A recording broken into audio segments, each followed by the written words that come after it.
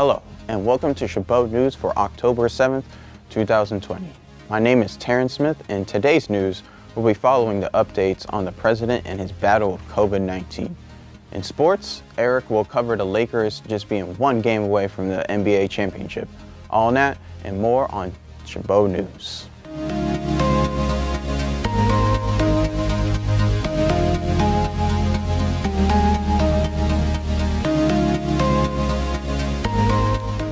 On October 2nd, Donald Trump has announced that he and his wife had been tested positive for COVID-19. The president eventually left the White House to receive medical care at the facility known as Walter Reed. Donald Trump has now been released from Walter Reed. The White House Chief of Staff, Mark Meadows, has this to say about Donald Trump's current health situation. The president continues to work. He's in very good health. We're pleased with his progress, and I had a briefing last night with Doc Conley late last night, and we'll do so again this morning. With Mark Meadows claiming Donald Trump to be in good health, the White House states that he will be willing to provide more updates within the following days.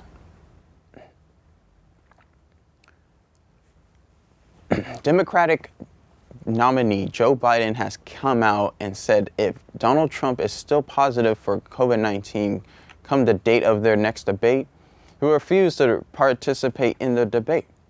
I'm looking forward to being able to debate him, but I just hope all the protocols are followed, what's necessary at the time. Do you feel safe in the same room as somebody who still may have COVID? Well, I think if he still has COVID, we shouldn't have a debate. In a debate, I think, by the way, I think we're going to have to follow very strict guidelines.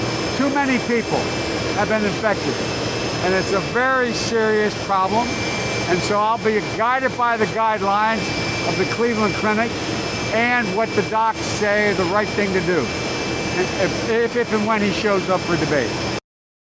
Joe Biden has also expressed his desire to participate in the debate, which is currently scheduled for Thursday, the 15th of October. However, the former vice president does not want to put himself or anyone at risk of catching COVID-19. Now we go to Stilali with this year's top 5 Halloween costumes. Thank you, Taryn. For this week's top 5, we have the top 5 spooky Halloween costumes for 2020. Number 5, we have legendary Kobe Bryant. After his regrettable death on January 26, 2020, many fans are bound to honor him this Halloween. And what better way to do so than to pay homage by wearing his jersey for this Halloween. Number 4, we have Baby Yoda. With the release of Star Wars' smash hit TV series The Mandalorian came an absolute adorable little creature that made its way into everyone's heart. Baby Yoda blew up with pop culture, and this year there's no doubt we'll be seeing a lot of tiny green friends roaming the streets this year. For number 3, we got Zoom meeting rooms. After the world shut down due to the coronavirus, we were all forced to continue our lives on Zoom's virtual forum. We have all experienced Zoom pranksters interrupting meetings, a true nightmare. Just cut out some cardboard to look like a Zoom meeting and you are ready for Halloween. For number 2, social media has thrown into frenzy with the controversial Netflix original Tiger King. Perfect for couples, Tiger King and Carole Baskin makes the funniest costume. And finally, on number 1, we couldn't forget coronavirus pandemic. After also suitable for couples, just dress yourself as coronavirus and a hand sanitizer. This costume will be sure to spook us into shelter in place for months to come. That's all for this week's top 5. Back to you, Taryn. Thanks, Etolali. Now we have Ava with the latest in entertainment news. Rick Moranis was recently victim to an assault by a man in Manhattan. Moranis, who was a retired actor and comedian, is well known for roles in such as The Second City Television and movies such as Honey, I Shrunk the Kids and Ghostbusters. In security camera footage, a man can be seen punching Rick Moranis to the ground. Moranis hurt his head, back, and hip in this attack, but was able to safely get himself into a nearby hospital. It is still unknown why this assault occurred in the first place, but Morales is recovering and expected just to be fine. Here is what his neighbors had to say. That's why we moved here.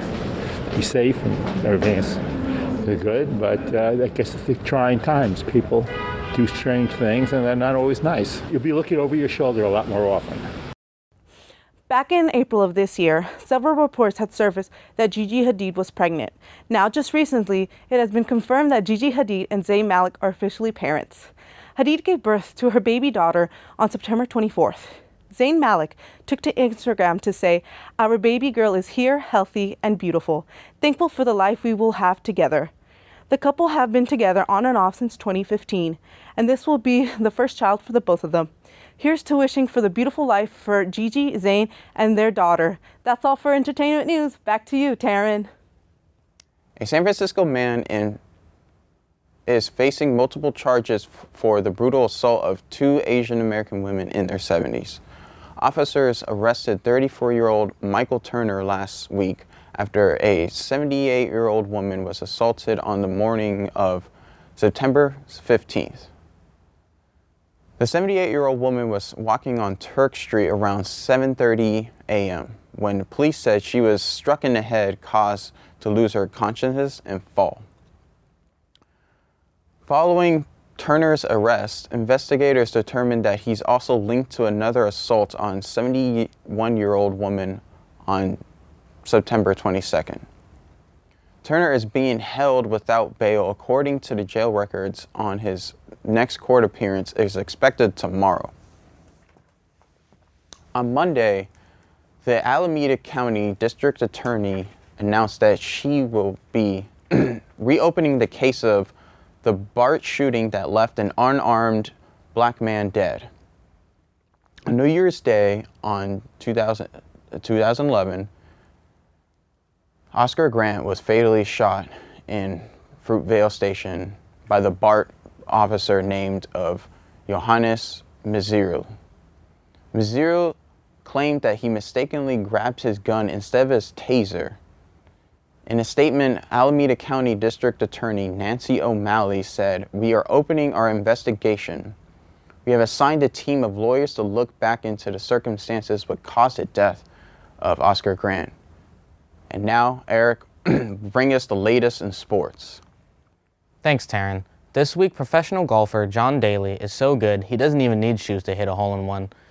Daly showed off his skills during a charity golf tournament in Virginia on Monday. You could say 11 is his lucky number because the 54-year-old sunk his 11th hole-in-one on the 11th hole. Daly crushed the ball 130 yards straight into the hole. Much to his surprise, onlookers were also loud, cheering when the shot went in. Daly was recently diagnosed with bladder cancer and underwent a procedure to remove the disease. But he says there is a high probability it will return. The Bone Frog Open at the Federal Club benefits the Navy SEALs. Behind 50 combined points from LeBron James and Anthony Davis, to go along with the clutch 15 points from Kentavious Caldwell-Pope, the Los Angeles Lakers moved one step closer to the NBA championship. The Lakers defeated the Miami Heat 102-96 in Game 4 of the NBA Finals, taking place inside the Orlando bubble. The Lakers can clinch the 17th NBA title in franchise history with a win in Game 5 on Friday night. A 17th championship would tie the Boston Celtics for the most all-time. That's it for sports this week. Now back to you, Taryn. Mooncake is one of the most famous Asian traditional food around the world. Last Thursday on October 1st was a family uniting day in Asian history, the Mooncake Festival. Mooncake was invented around 3,000 years ago during the Shao dynasty in Asia. Ancient Chinese emperors worshipped the harvest moon in fall, as they believed that the practice would bring them a great harvest the following year. Even today, people who work outside of their hometown would love to go back to home and meet their families once again, although it's a few times a year. Mooncake comes with the most traditional flavors. The most popular common ones are the mixed nuts mooncake, the salted egg yolk mooncake, and the white lotus. Also, people today invented varieties of new flavors that invented the modern trend, including the red bean, white mango, and strawberry flavors. They also come in ice cream versions of the mooncake that can make anyone find one of their favorite mooncake to enjoy this wonderful moon festival. Halloween is likely to go very different this year for kids all over the country. Lowe's home improvement stores have always wanted to make sure that they didn't want to cancel it entirely. This is why the warehouse stores are offering curbside pickup for trick-or-treaters. It works like this. Families registered in the advance on lowes.com/DYI is to reserve a spot. Then on either October 22nd or the 29th, they can drive up to the store for free candy and a small pumpkin. Costumes are encouraged, but not required. They should sweeten the deal for our next home improvement project. That's all for Chabot News this week. Thanks to all the students and staff in the Mass Communications Department here at Chabot College for making this production possible. You can watch us anytime online at youtube.com/ChabotTV. Stay tuned to KCTH Channel 27 for more Chabot TV.